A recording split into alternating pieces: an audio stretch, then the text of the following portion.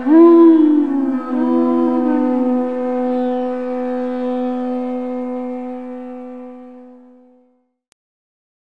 is a special occasion, as we know.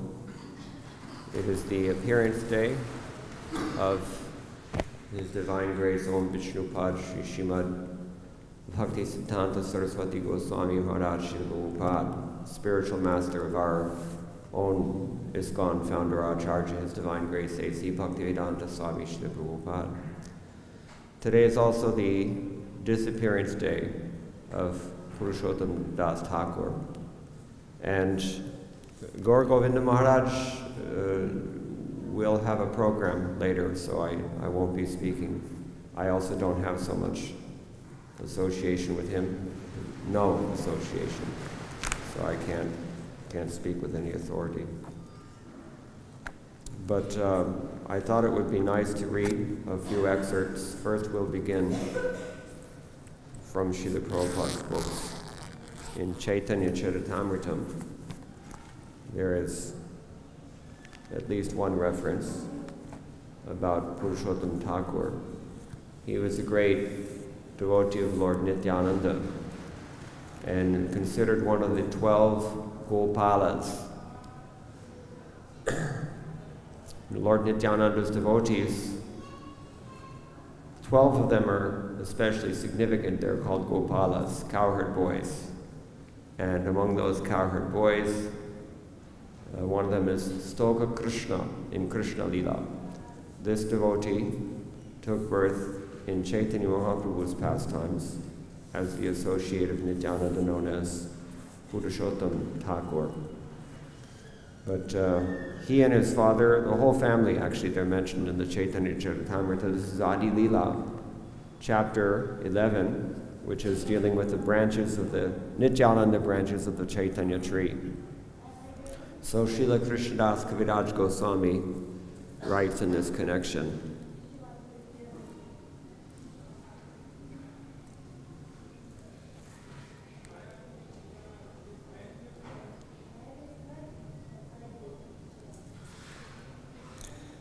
Shri Sadashiva Kaviraja Bada Mahashay Shri Purushottam Dasa Tahana Tane. The 23rd and 24th prominent devotees of Nityananda Prabhu were Sadashiva Kaviraj and his son Purushottam Das, who was the 10th Gopala. Ajanma Nimagna Nityanandera Charane Nirantara Balya Lila Kore Krishna Shange.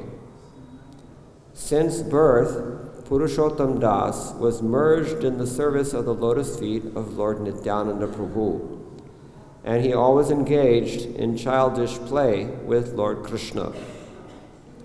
Purport by His Divine Grace Srila Prabhupada. Sadashiva Kaviraj and Nagara Purushottam, who were father and son, are described in the Chaitanya Bhagavata as Mahabhagyavan, greatly fortunate. They belonged to the Vaidya caste of physicians. The Gaur Desh Deepika, verse 156, says that Chandravali, a most beloved gopi of Krishna, later took birth as Sadashiva Kaviraj. It is said that Kangsari Sen, the father of Sadashiva Kaviraj, was formerly the gopi named Ratnavali in Krishna's pastimes. All the family members of Sadashiva Kaviraj were great devotees of Lord Chaitanya Mahaprabhu. Purushottam Das Thakur sometimes lived at Sukhasagar near Chakardaha in the and Shimulari railway stations. All the deities installed by Purushottam Thakur were formerly situated in Belalanga Gram, but when the temple was destroyed, the deities were brought to Sukhasagar. When that temple merged in the bed of the Ganges, the deities were brought with Janhavamata's deity to Sahibardanga, Bedigram. Since that place also has been destroyed, All the deities are now situated in the village named Chandurigam, which is situated 1 mile up from Palapara.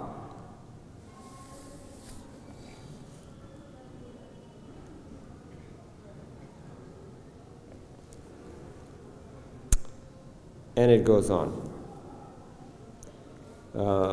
Sri Kanu Thakur, a very respectable gentleman, was the son of Purushottam Das Thakur.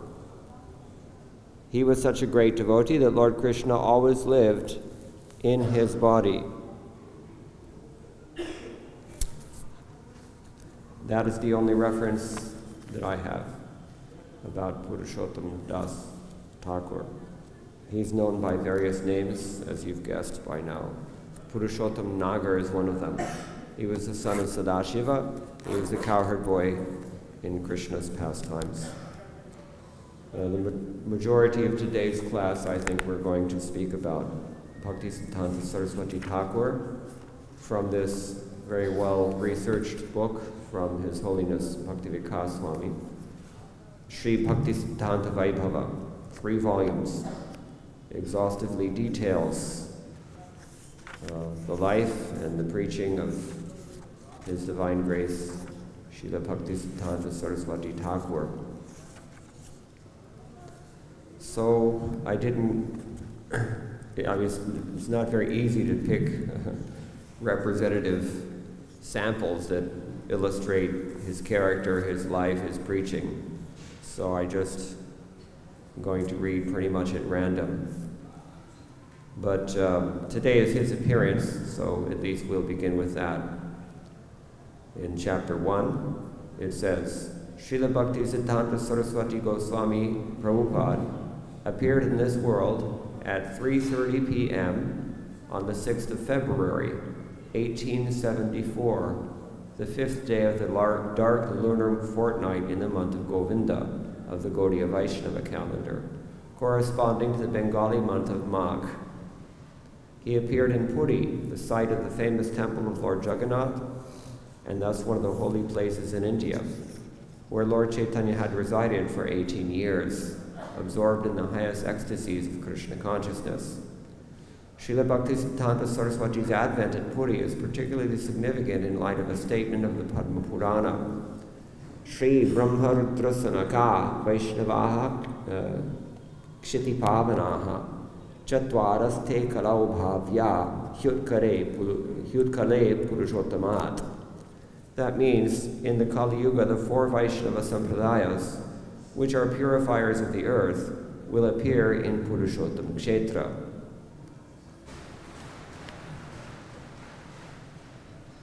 He appeared in his parents' rented home, which, due to their being pure Vaishnavas, continually reverberated with Sankirtana.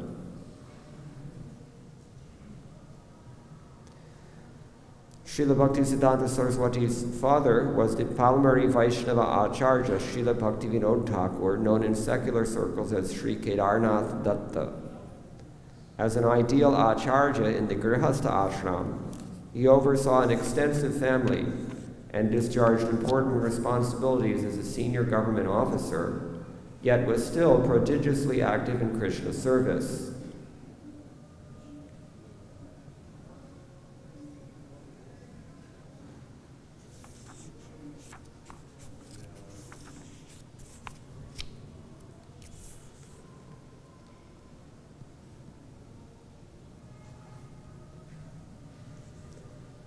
The boy was the 6th child in a family of 13, the 4th of 8 sons, and 3rd by Srila Bhaktivinoda Thakur's 2nd wife, Srimati Bhagavati.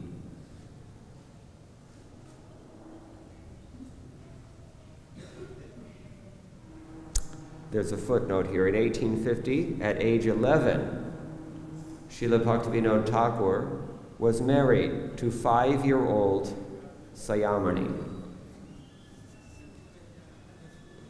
He was 11, she was 5, for your information. In 1860, which means she was 15, She bore a son named Annada Prasad, but 10 months later she died. Soon thereafter, Srila Bhaktivinoda Thakur married Bhagavati Devi, whose first son expired in 1868, when just 1 month old. Srimati Bhagavati Devi subsequently delivered 8 sons: Radhika Prasad, Kamala Prasad, Bimala Prasad, Bharata Prasad, Biraja Prasad, and Lalita Prasad, and Sailaja Prasad. He also gave birth to 5 daughters: Saudamani, Kadambini, Krishna Vinodini, Shyama Sarojini, and Hari Pramodini. So Bimala Prasad, Datta, later became Bhakti Siddhanta Saraswati Thakur. Actually, it's written here that traditionally high-class Indian families remained an oral record of their lineage going back to Lord Brahma, the first created being in the universe. Raise your hand if you know your family history all the way back to Lord Brahma.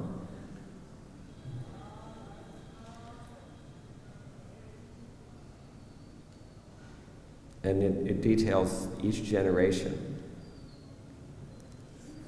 Okay, so Bimala Prasad was 5 months old at the time of Lord Jagannath's Rath Yatra, an annual festival attracting lakhs of pilgrims. His father's house was situated along the parade route on Grand Road. Although the procession usually finishes in a few hours, this time Lord Jagannath's cart stopped for 3 days outside the home of his dear devotee, Srila Bhaktivinoda Thakur. During that period, Srila Bhaktivinoda Thakur arranged for a continuous Sankirtana festival for the pleasure of Lord Jagannath. Taking advantage of the auspicious opportunity, he directed his wife to bring her baby to the cart. Upon being placed at the lotus feet of Jagannath, the infant reached out his tiny arms to touch the feet of the deity. Lord Jagannath immediately reciprocated by offering his own garland, which fell from his body and encircled the child. That same day, Bimala Prasad's Annaprashana was conducted with Jagannath Mahaprasadam. That's the festival to celebrate when the child takes grains for the first times. Also performed was the traditional ceremony of placing the baby amid various objects such as rice paddy, money, and scriptures to see which one he will clasp as indicative of his future vocational propensity. The child's spontaneous grasping of Srimad Bhagavatam further intimated his devotional inclination. From this wonderful happening on Lord Jagannath's cart, Srila Bhaktivinoda Thakur realized that this child was Lord Chaitanya's answer to his prayer for an empowered soul to help in his mission. He thus resolved to specially care for this son, and from the beginning trained him in pure devotional service. All parents can take note of this. Very serious responsibility.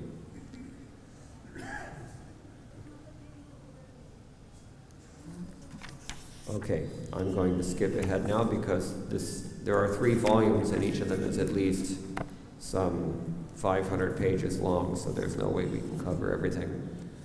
But a few things that are notable.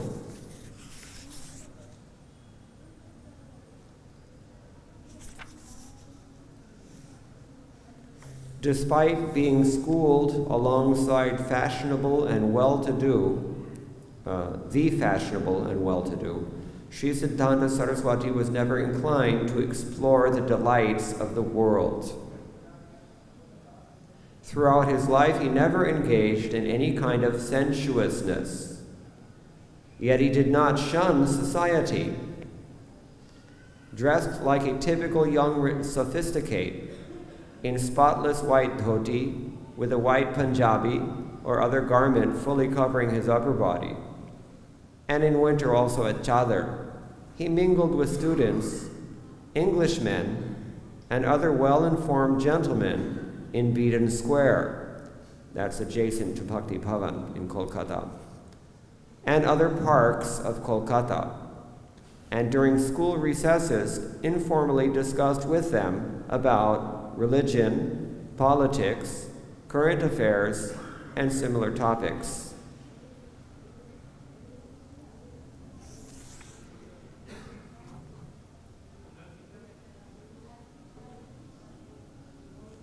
In this period, Sri Siddhanta Saraswati began writing essays on spiritual topics for various magazines. He was only a student at this time, whereby he became known for his virulent condemnation of malpractices in the name of religion. And to help his school companions lead an exemplary life, he formed a society named Chirakumar Sabha, that is to say, the Association of Lifelong Bachelors, also called August Assembly, whose members took a vow of celibacy. Do we find that in colleges today? This is only 100 years ago. Something to think about.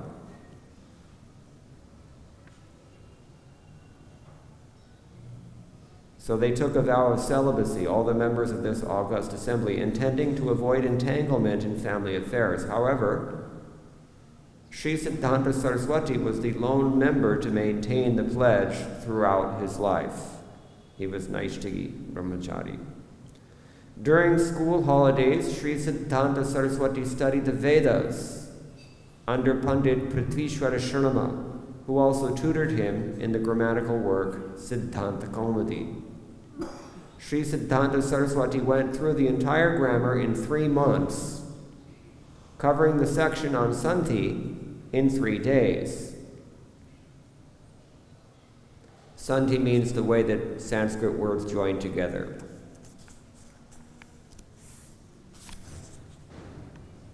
It's a hassle, and you have to learn it first. So he did that, but it only took him 3 days. Pandit Sharma cautioned him, "You should not finish the perusal of Sandhi so quickly. It took me a long time." In Banaras, scholars go through Panini's grammar during their whole life. Whoever continuously studies Panini attains liberation upon dying. This is what the Pandit told him. Sri Siddhanta Saraswati replied, "Then from today I reject you. The goal of my life is neither mastery of grammar nor liberation, but worship of Hari and attaining his affection. I have studied the Vedas, the branches of the Vedas, and their connate parts, only in a secondary manner." We can get an indication of his personality. Sometimes he would argue with his teachers on mundane subjects in school.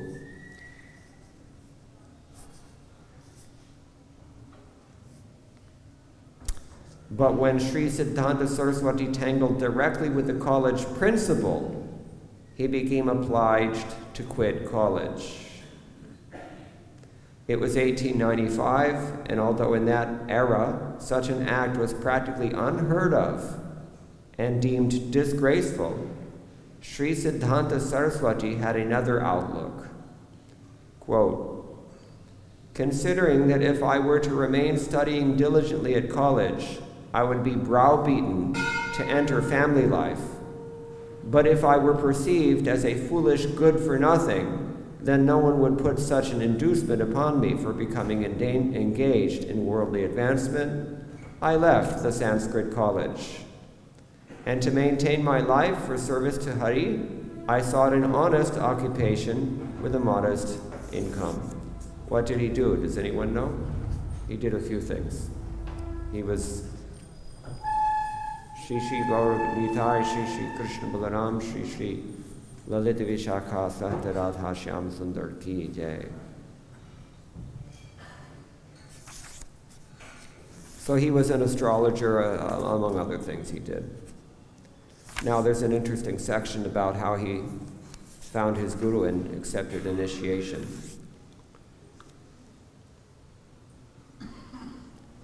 Although many reputed gurus were desirous to count Sri Siddhanta Saraswati as their own, he detected their insincerity, spurned their wooing, and stood opposed to them.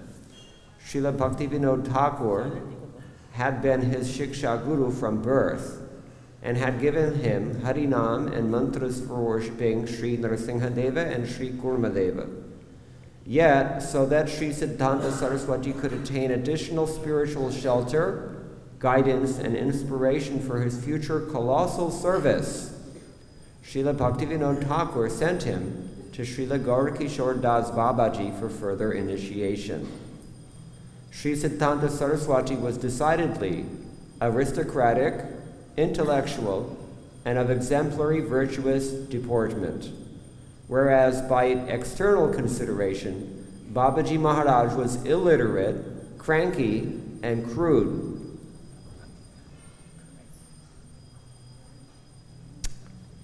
There's a footnote here that it was generally accepted that Babaji Maharaj could not even sign his own name. That was not uncommon in those days when the oral tradition was emphasized over all else.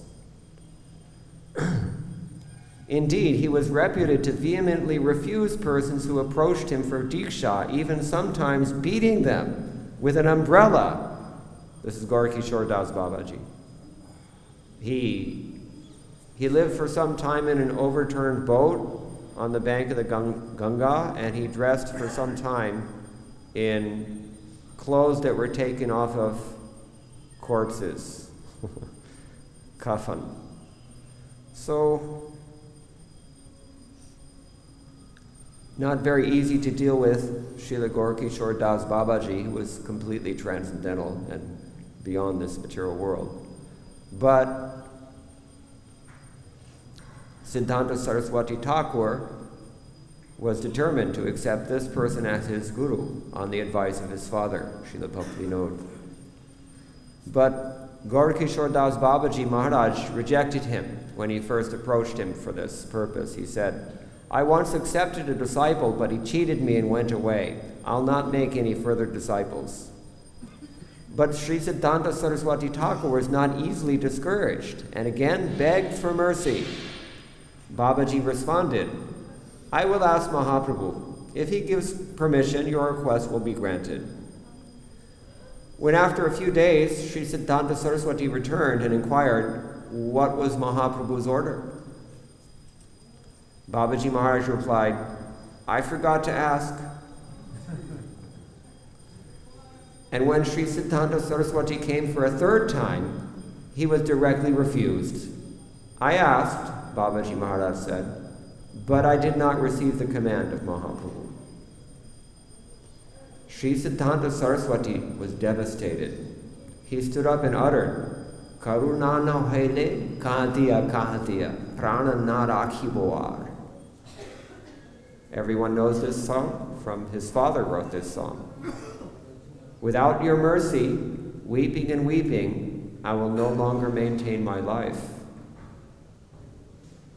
Sri Siddhanta Saraswati resolved that however many times he might be refused, no further would he rotate in this world without getting Babaji Maharaj's grace.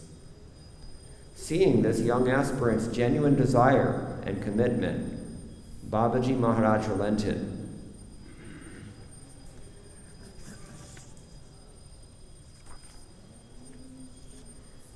He told Sri Siddhanta Saraswati to bathe in the nearby Saraswati, that's a tributary of the Ganga, and then return, after which he accepted him as a disciple. This was in January 1900. Sri Siddhanta Saraswati later reflected on this incident. This is in his own words.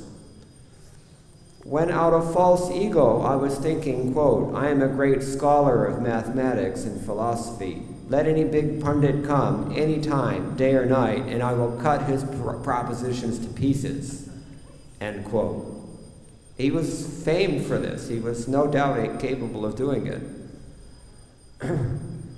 At that time, I got the darshan of the lotus feet of Sri Gurudeva.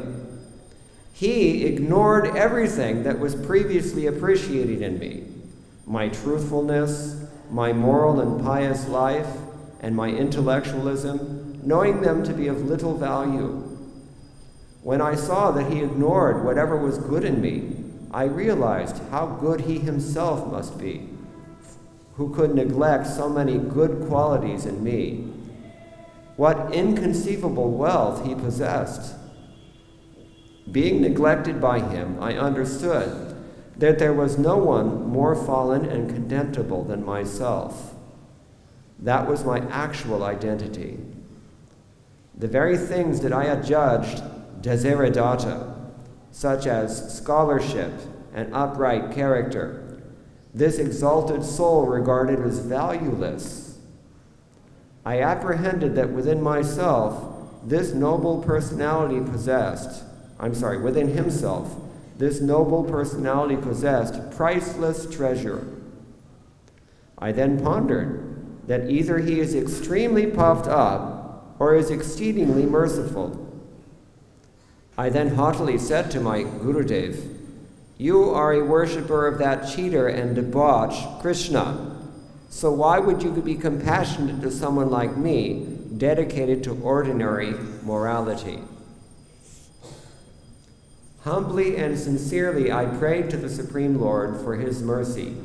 Later, by his grace, I recognized that without receiving the blessings of this peerless saint and without serving him, nothing good could happen to me. When I accepted that and acted accordingly, and then received the causeless mercy, unlimited grace of my Sri Gurudev and refuge at his lotus feet, I deemed my life fulfilled. I had considered my Gurudev to be unequaled in Vairagya, but someone short of learning. But he reduced to powder my audacity born of book learning. With the mallet of his mercy, he revealed that whatever I had adjudged to be the highest ideal was in fact most low and despicable. When by his grace that instruction first entered my ears, my diminutive brain lacked the capacity to accommodate such transcendental knowledge. But to all fools like me, he gave the chance to hear such lofty topics. I have understood that if the people of this world do not receive the same jolt that I received from my Gurudev, then their consciousness will not awaken. Therefore, I'm telling everyone, I am more foolish than anyone else on earth. Please, all of you, do not be foolish like me. Do not live your life within the limitation of calculating consciousness. Discuss Vaikuntha, and you will become a great person.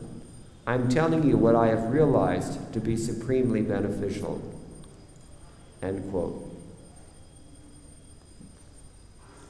Although Babaji Maharaj always strictly forbade anyone to touch his feet, once he voluntarily placed them on Sri Siddhanta Saraswati's head and ordered him, preach the absolute truth, keeping aside all other activities, thus concerning his disciples' life mission. So, after some time, Srila Bhaktisiddhanta Saraswati Thakur, he executed severe austerities, and particularly after the departure of his father and his own Diksha Guru, he became somewhat morose, thinking about his condition.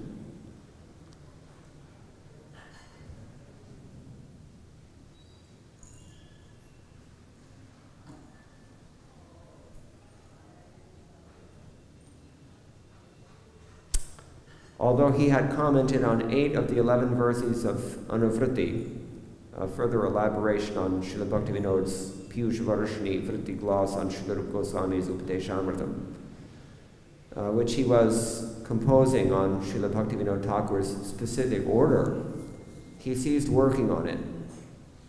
He lamented, "To whom shall I show my articles and books? Who will take pleasure in my writings and encourage me to continue?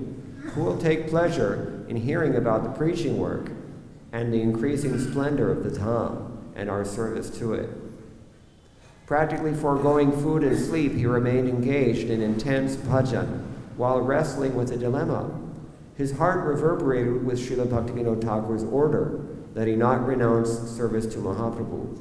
And seeing the mass of people spoiling their valuable human life, simply taking birth and then dying without information or interest in the incomparable boons offered by Chaitanya Mahaprabhu, Sri Siddhanta Saraswati was unceasingly contemplating the need to preach. Yet, having experienced the kind of malicious opposition he would have to face for speaking the truth, he was reluctant to return to public life.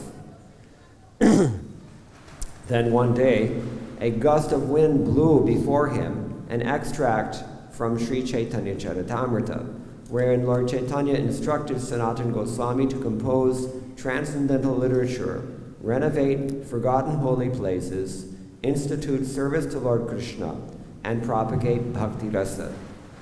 Taking this as a divine indication, but feeling depressed and incapable, Sri Siddhanta Saraswati pondered, I have no public support, nor wealth, learning, or the intelligence required to awaken interest in the populace. How can I convey to the inhospitable world the pure teachings of Sri Chaitanya and establish the monopishta of my gurus? This is a concern that replicates itself with every generation in Krishna consciousness. Everyone has to deal with this. We can learn from his example. Shortly after this, one night at the Yoga Pit, in a dreamlike revelation, he saw approaching him from the east the Pancha Tattva, the 6 Goswamis of Vrindavan, Srila Jagannath Das Babaji Maharaj, Srila Bhaktivinoda Thakur, Srila Gaurkishore Das Babaji Maharaj, and numerous other great devotees of Lord Chaitanya. They told him, Saraswati, why are you worrying? Begin the task of establishing Shuddha Bhakti. Distribute Gauravani universally. Expand service in Gaurnama, Gaurtama, and Gaurkama. With unbreached enthusiasm, broadcast Bhakti Siddhanta. We are eternally with you, ready to help. The support of unlimited people, immeasurable opulence, and boundless scholarship awaits the blessing to serve your mission. All will manifest when required. Come forward with full strength to distribute the message of Mahaprabhu's Prema Dharma throughout the globe. No worldly hindrance or menace will be able to obstruct this undertaking of yours. We are forever with you. The next morning, a few young disciples who had gathered around him saw for the first time in many days his face effulgent with happiness. He related to them the vision he had seen. Before long, he resumed working on anuvritti, and thenceforth his avidity for preaching was fully rekindled and unretractable. We know something of the history of Gaudiya Math. He preached very vigorously between 1920 and 1930 especially, and established so many mutts throughout India, and in fact even overseas as well. There was great struggle on many occasions. There was certainly opposition as well, as we've heard already.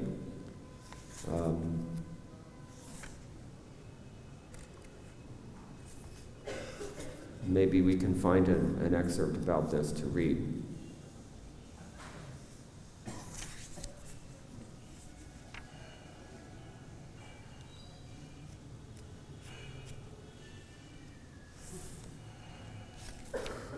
He built a big center for Gaudiya Math, adjoining the Ganga at Bagh Bazaar, Kolkata. The complex was envisioned to be a far more opulent and sizable structure than the previous one, with all facilities and accoutrements suitable for a dynamic and prominent religious movement. The location was of great spiritual significance, as evidenced by Srila Bhaktisiddhanta Saraswati's repeatedly stating during a visit to the building site, Mahaprabhu must have blessed this place with a touch of his divine feet. There is no doubt about it. On the way from Varahanagar, Mahaprabhu definitely stopped here on the bank of the Ganga and performed Sankirtana with his associates. Speaking thus, he became overwhelmed by transcendental emotion. Sri Bhakti Saranga Goswami conjectured, this is probably why this land remained vacant for so long. Otherwise, there being so many available plots in Kolkata, how has this one become the site for the new mutt?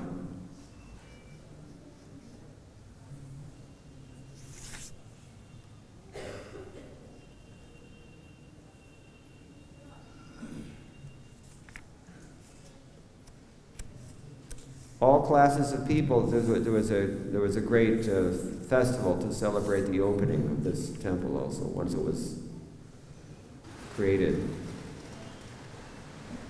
We can get a sense of the tremendous success of the Gaudiya Math by hearing the news reports. On 12th of October 1930, the Liberty reported, on Sunday the 5th of October last, the streets of North Kolkata were scenes of record procession on the occasion of the new Gaudiya Math construction in Bagh Bazar.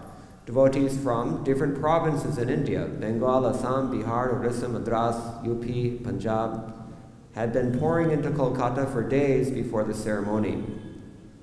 Since Sunday morning, sympathizers and disciples began to gather at the premises of the old Gaudiya Math, and toward noon, its surroundings extending up to Circular Road and Maniktola Junction presented a view of a vast sea of heads. Hundreds of Sankirtana parties from different quarters of Kolkata and the suburbs. Varieties of concert and band parties joined the procession. The Sri Vigrahas of the Gaudiya Math, Sri Gaur Vinod Anandaji, preceded and followed by congregational chant of the holy name, mounted on a most sumptuously decorated car, Ratha, and began moving at 2:30 p.m. amidst deafening shouts of Harinam by the vast multitude in unison with the devotees of the mart. Conch shells were blown, various kinds of music began to play. Veda mantras and selected Sanskrit hymns were being chanted and concurred with the sound of Sankirtana. It seemed to rend the skies as the car rolled on the instance of Paramahamsa Sri Srimad Bhakti Siddhanta Saraswati Goswami Maharaj, Acharya of the Gaudiya Vaishnavas, preceded and followed by innumerable devotees with flags, festoons, silver rods, and silver spears. The procession was about 2 miles long, and the whole city seemed to be in a tremor, and it was a sight for the gods to see.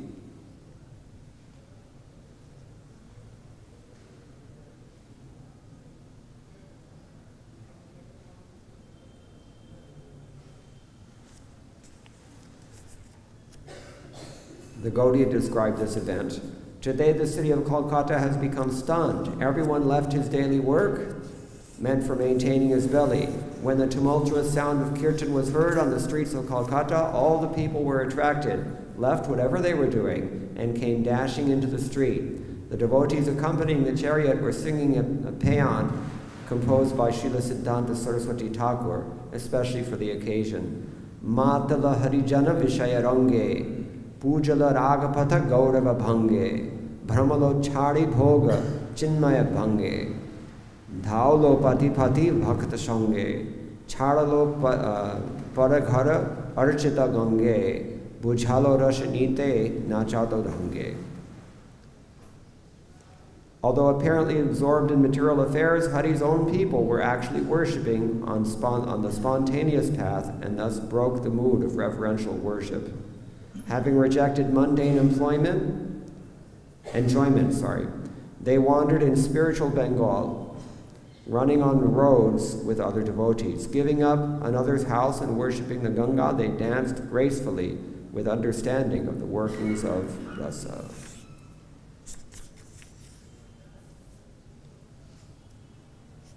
So he also sent disciples to various places in India and even abroad to preach Krishna consciousness. Great achievements he made in this way. So, gradually, a few years later, in 1936, he disappeared from this world after writing so many volumes of invaluable Krishna conscious Katha, Vaikuntha Katha.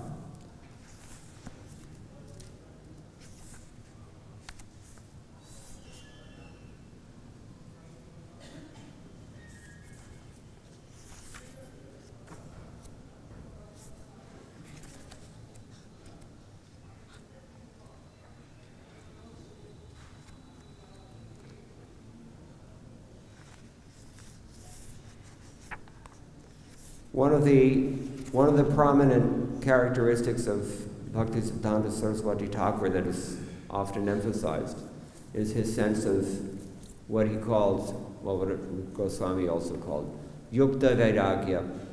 He was not at all of this world and not at all inclined even to accommodate those who were, but he was not at all interested in shrinking from the world either. He directly engaged with the world and all the things of the world, but in a completely pure and dedicated spirit of pure devotion. There's a section here about this,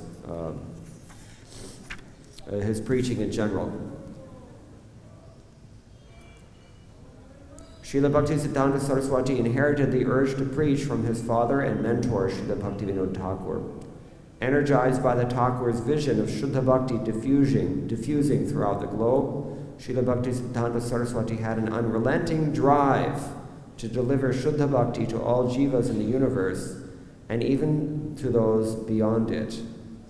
He wanted to capture the whole territory of Maya and convert it to Krishna consciousness. He could not tolerate that there be any place devoid of Krishna Bhakti. Not restricted within the cultural horizon of Bengal, he wanted to annihilate misconceptions at all levels in all cultures of human society and implement full-fledged theism. This is a quote. Full-fledged theism everywhere. Even though seemingly impossible, he took it as his duty to spread Shuddha Bhakti by all means and at any cost. To establish Lord Chaitanya's mission, the fetters of caste, ritual, and indeed all pre-existing stereotypes and dogmas would have to be demolished. Hence, Srila Bhaktisiddhanta Saraswati inevitably became a revolutionary. His efforts were concentrated in a Bengal where Gaudiya Vaishnavism had lost its original dynamism, and from the ethnological perspective had transmuted into yet another component of the vast heterogeneous mosaic known as Hinduism. Although widespread, Vaishnava Dharma was enveloped by a thick fog of nescience, having become synonymous with artificial shows of ecstasy, mantras imparted for money, flesh-eating devotees, cheaters competing to be lauded as avatars, Siddha Pranali, initiation for the asking, and descriptions of the amorous pastimes of Sri Sri Radha Krishna bandied about like cheap market gossip. In this way, Prakrita Sahajiyas had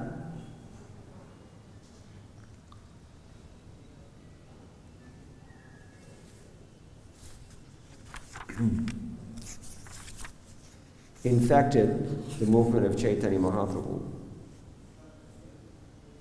into a foolish and immoral travesty of Vaishnava Dharma. Srila Siddhanta Saraswati Thakur had to reestablish the genuine parampara, which had all but vanished. To purge the Gaudiya lineage of impurities, he publicly decried ecclesiastical and social conventions that were suffocating Chaitanya Mahaprabhu's sampradaya. Animated with the heroic spirit of Hanuman in opposing Ravana, Srila Saraswati Thakur committed himself to a lifetime of struggle against the beneficiaries of the rotten status quo. Preaching meant fighting. Although Indian society had traditionally been deeply religious, Srila Bhaktisiddhanta Saraswati insisted that mere theocentricity was not sufficient. Thus, he openly criticized beliefs and practices held sacral by most Hindus, such as impersonalism and demigod worship. With unfaltering determination, he uninhibitedly cudgeled various misrepresentations of Vaishnava Dharma, business in the name of religion, casteism, atheism, Western cultural chauvinism, sensualism posing as spirituality, and innumerable forms of opinionative and deviant philosophers, whatever fell short of pure devotion to Krishna. This was in accord with the intrinsic purport of Srimad Bhagavatam, which singularly among scriptures established the topmost understanding of the Supreme Lord and the individual soul's relationship with him, and expounded dharma projita kaidava, complete rejection of religious principles that are selfishly motivated. Holding that every word of Srimad Bhagavatam outweighs any other opinion, past, present, or future, Srila Bhaktisiddhanta Saraswati likened all religious processes, save that given in the Bhagavatam, to jars of poison with a little milk floating on top, and composed a distich on the based on Bhagavatam's rejection of motivated religious practices. Pritivite jata katha dharma nama chale, Bhagavata kohe taha paripurna chale. That means Bhagavatam states that whatever in the world is passing as dharma is actually wholesale deception. Needless to say, he made enemies. Particularly, he focused it's already been written, he focused his energies on Bengal, East India in general, especially Bengal, and on the Sahajiyas, as well as the caste Goswamis, both of whom were engaged in exploiting their so-called followers. So he ran into problems with them. In fact, even on occasion, there were attempts to take his life. That's generally what any religious reformer has to expect. Here's another aspect of his character, which is salient. It seemed that Srila Saraswati Thakur knew an infinite number of Shastriya verses, and from them he would cite profusely, especially when establishing points raised in conversation. In various situations that arose, he often referenced pertinent verses and then explained them to the devotees present. Similarly, when visiting holy places, he would recount from memory appropriate Shastriya verses and elucidate them. And it was not uncommon that while lecturing or discussing, he would extemporaneously recite long segments from Chaitanya Charitamrita or entire Bengali songs. Among Srila Bhaktisiddhanta Saraswati's most frequently quoted verses was Lord Chaitanya's quintessential Trinadapi Sunichena Durodeva Sahishnana Amanina Manadena Kirtaniya Sadahari. From Gita, he often cited the verses beginning Prakrite Kriyamanani and Sarva Dharman Parityajya. Among the Sanskrit maxims that were mottos for Srila Saraswati Thakur's life, two of his favorite were Samsiddhir Haritoshanam, that is, the perfection of existence is to satisfy Lord Hari, and Kirtaniya Sadaharihi, always chant the names of Hari. Time and again, he cited Srila Rupa Goswami's succinct definition of Shuddha Bhakti, Anyabhilashita Shunyam Jnana Karmadi Anavratam Anukulyena Krishnanushilam Bhaktiruttama. One should favorably render transcendental, loving service to the Supreme Lord Krishna without desire for material profit or gain through fruitive activities or philosophical speculation. That is called pure devotional service. Srila Bhaktisiddhanta Saraswati also gave much importance to another key verse from Srila Rupa Goswami's Bhakti-Rasamrita Sindhu, recommending that it be framed and constantly viewed while unceasingly performing Harinam. Ataha Shri Krishna Namadi na bhavet grahyam indriyaihi sevam mukhehi jivhadau swayameva spuratyadaha.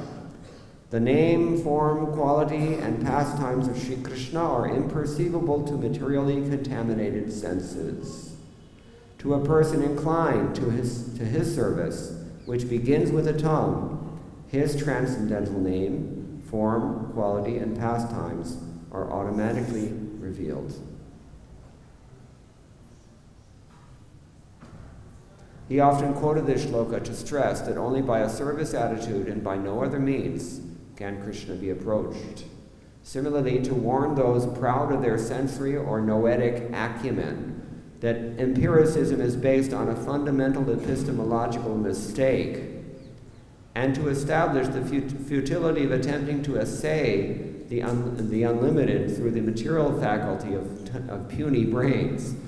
He cited verses such as Mundak Upanishad, Nayamatma pravachanena labhya nametaya na buhana shrutena yamaivaisha vrinate tena labhyas tasyaisha atma vivrinate tanam swam. That means the Supreme Lord is not perceivable by expert explanations, vast intelligence, or even much hearing. He is obtained only by one whom he himself chooses. To such a person, he manifests his own form. There's so much more here, but the time is running out. These are just a few aspects of the character of this great Vaikuntha man, as Srila Prabhupada called him, sent from Vaikuntha, as we've already heard. His father prayed for such a empowered preacher, and he got what he prayed for. So, one thing that we can see that is especially vitally always relevant for our own Krishna consciousness, we see this in Bhakti Siddhanta Saraswati Thakur, we see this in Srila Prabhupada, and we should see it in our own lives as well, is that he had such absolute faith in his spiritual master that he was provided all the strength and all the facility that he needed to do the wonderful accomplishments that he actually effected in that service on the basis of his faith. Yasya devi para bhaktir yatha devi tatha gurau. This is literally the last word of the Shvetashvatara Upanishad. One has to keep equal faith in the spiritual master and in Krishna, and to that person all the imports of the Vedas are revealed. He received the instructions from his father. They were confirmed by his spiritual master. He carried them out. He transferred them. He disseminated them far and wide. He gave them to Srila Prabhupada. Srila Prabhupada, with the same faith, executed the same mission in his own way a generation later, and now we have the same responsibility to continue in this way. Faith conquers. So I'll stop here. Does anybody have any comments or any questions? Yes, Krishna Kshetra Maharaj. I think we have a microphone.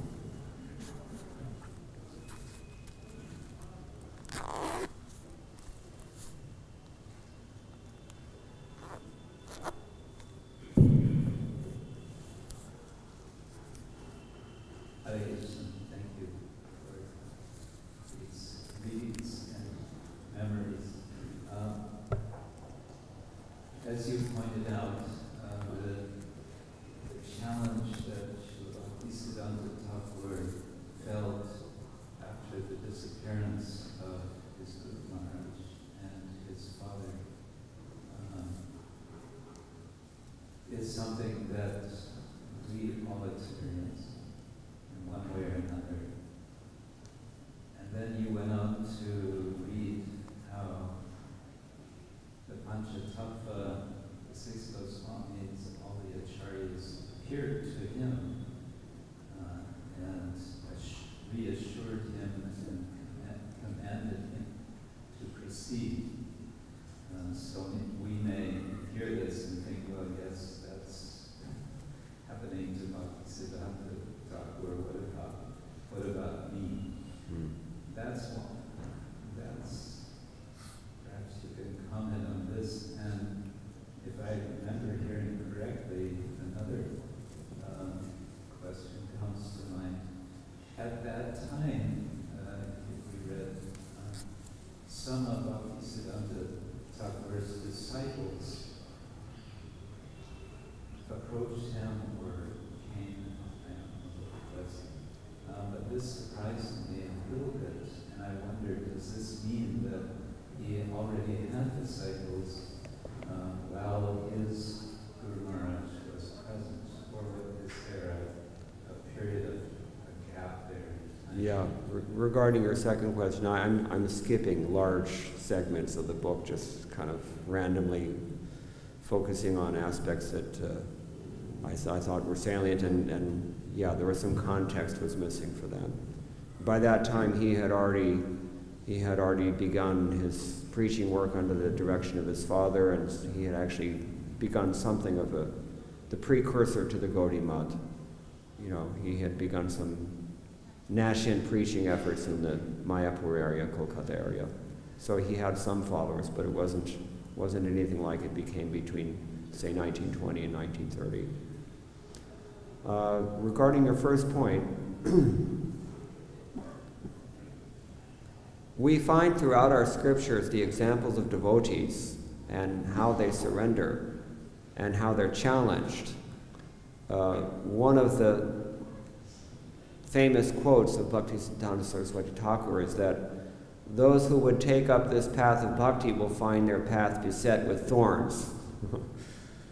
And this is something that we practically experience. You don't have to just read about this in the books. This is just a fact of daily existence in Krishna consciousness. When we're trying to fight the illusory energy, we can expect that we will be tested. One god brother, Devamartha Maharaj, he gave a nice analogy. When you're trying to break out of the prison, you can expect that immediately all the resources of that prison are going to be focused on you. And they're going to be trying to stop you. So Maya she's the authority here, the Adhyakshini, we might say, of this material energy. Durga means fort. You cannot get out or in very easily. It's not going to be easy. There are going to be challenges. Srila Prabhupada had immense challenges. Srila Bhaktisiddhanta Saraswati Thakur had immense challenges. His father, Bhaktivinoda Thakur, had immense challenges. He could not even find a copy of the Chaitanya Charitamrita in late 18th century or 19th century Bengal.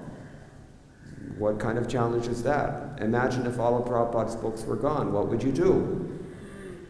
So every generation has to go through this process, and every generation has to equip itself with this faith that I mentioned. Vasudeva didn't read the script. He didn't know what was going to happen.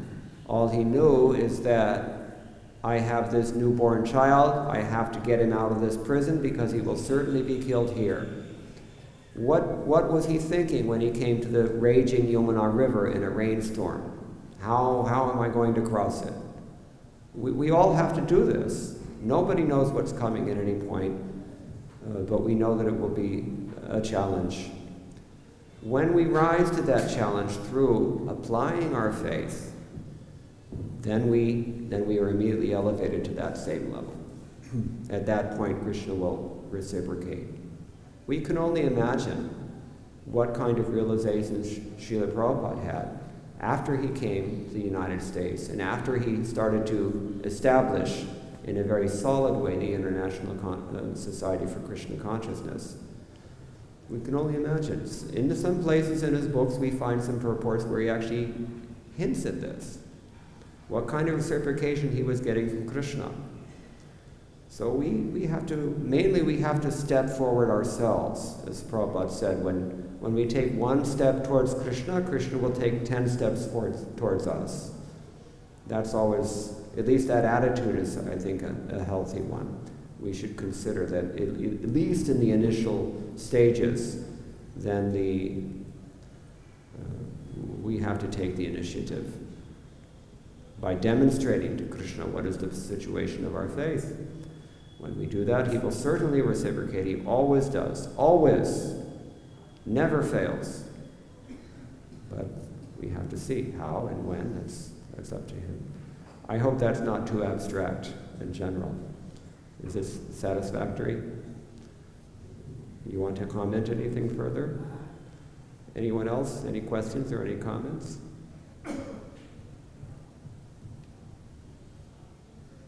Vanabhata Prabhu. Thank you, Prabhu. Very inspiring reading. I'm wondering, can you say anything about the austerities Srila Bhaktisiddhanta performed? Especially the time where I think it was at... In Vrajapatana. How many years? 10 years. Chanting Harinams. It's here. It's in this book.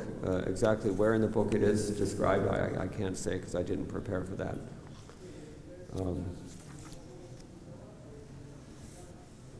Here we go.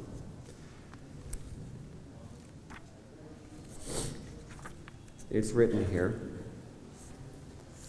During 1905, at age 31, Sri Siddhanta Saraswati took a vow to chant daily at least 3 lakhs holy names, and monthly at least 10 million, until he had chanted 1 billion names. Raise your hand if you've ever made a vow like this. Anybody here ever done this? Okay, one person. Gopal has done this. All glories to Gopal Prabhu. Not an easy thing to do. Not an easy thing to do. He chanted on a jap mala given by Srila Bhaktivinoda Thakur, who had himself used them to fulfill a vow of chanting 1 billion holy names. Srila Siddhanta Saraswati's Shatakoti Nama Yajna, which he performed before a deity of Lord Chaitanya, lasted just over 9 years and 4 months, and was punctuated by much struggle and several colorful incidents, including attempts to oust him from Mayapur. Yet he was determined to continue service there no matter what. There's a footnote here. With 16 names in one recitation of the Mahamantra and 108 recitations in a round, 1 lakh of names are chanted in just over 58 rounds. However, a lakh of names is generally equated with 64 rounds. Chanting 3 lakhs of names daily had been the practice of Namacharya Srila Haridas Thakur, and that example was considered the ideal of Nama Bhajan to be aspired for by practitioners of the holy name. So that's somewhere over 150 rounds? Yeah. It's Lagbhag 150 something rounds. So if it takes you, you could just do the math, how long it must have taken him. Sri Siddhanta Saraswati cleared an overgrown area of the Yogapith and made a grass hut. Grass hut. Anyone ever lived in a grass hut? Some people. In which he lived from 1905 to 1909. Have you lived in a grass hut for 4 years? No. Okay. Amid his many books and manuscripts, in concord with Alankar Shastra describing green as expressive of Virahabhav, he preferred to use green items. Interesting. Green items. For example, wearing a green shawl in winter and writing with green ink. He wore only plain unstitched cloth on both his upper and lower body, using neither shirts nor sweaters, and gave up footwear, even though his feet would bleed. Once daily he cooked plain rice in a clay pot and ate nothing more. He slept minimally on the earthen floor of his hut, bathed in the Ganga, and the rest of the time chanted day and night on the same beads Srila Bhaktivinoda Thakur had given him in childhood, which he used throughout his life in this world. Occasionally he took black pepper to offset the nausea caused by his virtual fasting. In the heat of summer, he would close the door and go on chanting all day and night. Whenever rain leaked through the roof thatch, he sat under an umbrella and continued chanting. Srila Gaur-Kishore Das Babaji Maharaj remarked, "I see the renunciation of Sri Rupa Raghunath manifest in my Prabhu." While executing his vow, Sri Siddhanta Saraswati also managed the affairs at the Yogapith, wrote extensively, including an elaborate commentary on the Chaitanya Charitamrita. He spoke at length to the occasional visitors who took the trouble to approach that remote spot. Despite living as an eremite, Sri Siddhanta Saraswati was gradually becoming known as an extraordinary ascetic scholar of an uncompromising exponent of devotional precepts. As his reputation spread, Panditas came from as far away as Puri and Vrindavan to seek his elucidation on philosophical points. Among those who came to inquire from him, several young men found themselves compelled to surrender at his lotus feet. Some of these early disciples remained in secular life, and a few gave up all other engagements to live with him full time. So that kind of answers your question about how he was attracting followers even at this point. This is 1905, 1915, something like that. Is that okay? So he was, did you say 34 when he started? 31. 31. Yes. So until he was 41. Yeah, about that, 49 years. And I just have a quick question on something you read before. Did it say there were hundreds of actual Sankirtan parties in Calcutta? Yeah, that's what it said. Not just people, but a number of parties. Yeah, that's right. Hundreds of various Sankirtana parties. That must have been a grand event, you can only imagine. In the Rath Yatra of Los Angeles, performed every year, they normally get about 250,000 people. But that crowd is there anyway. Much of the crowd is there anyway. So, in Kolkata you can do this. In India, at least 100 years ago in India, you could do this. Nowadays, I don't know. Well, anyway, we have big festivals here also. All right, it's getting late. Anybody else? Otherwise, we should stop now. Srila Bhakti Siddhanta Saraswati Thakur Maharaj, Srila Prabhupada ki jai. Srila Purushottam Das Thakur Maharaj ki jai. Srila Gaur Govinda Maharaj ki jai. Srila Prabhupada ki jai. Gaur Bhakta Vrinda ki jai. Gaur Premanande.